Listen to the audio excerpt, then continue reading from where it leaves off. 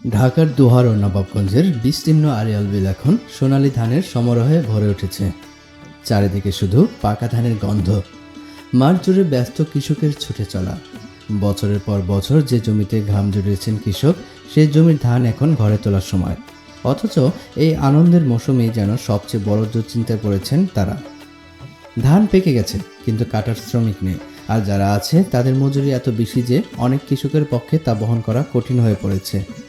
ভোরের আলো ফোটার আগেই কৃষক মাঠে নামছেন, কারো হাতে কাস্তে, কারো চোখে দুশ্চিন্তা, কারণ আকাশে মেঘ জমলেই বুক কেঁপে ওঠে তাদের।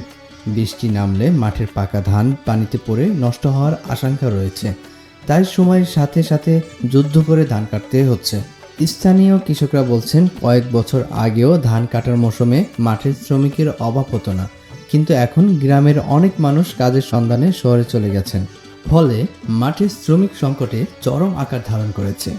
একজন কৃষক আক্ষেপ করে বলেন, ধান তো পেকে গেছে ভাই, এখন যদি সময় মতো কাটতে না পারি তাহলে সব শেষ।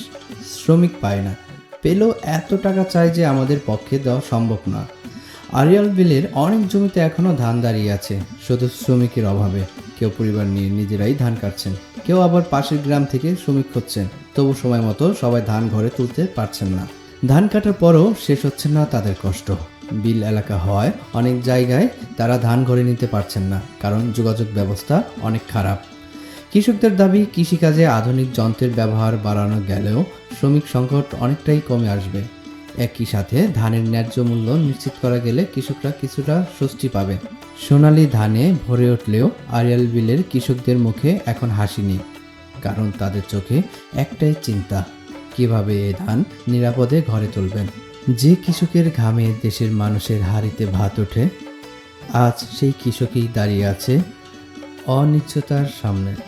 সোনালী ধানের মাঠে আজও লুকিয়ে আছে হাজারো কৃষকের নীরব কান্না।